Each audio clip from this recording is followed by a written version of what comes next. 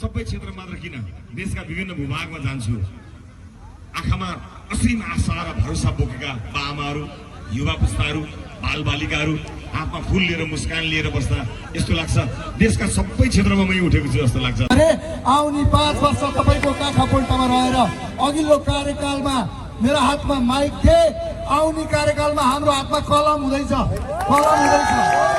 Mic बोल्दा बोल्दै बकेउता रकम यस पटक स्पष्ट बहुमत सहितको हाम्रो राष्ट्रिय स्वतन्त्र पार्टीको नेतृत्वमा सरकार 5 वर्षका लागि एउटै प्रधानमन्त्रीको सरकार बन्दैछ।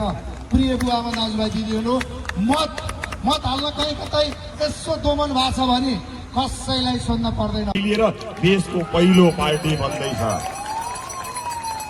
इतिहास रच्ने यो यात्रा सुरु गरेको चितवनलाई साथ दिन देशभरिका अन्य जिल्लाहरू तयार भएको मैले विभिन्न ठाउँमा जाँदा पाएको छु।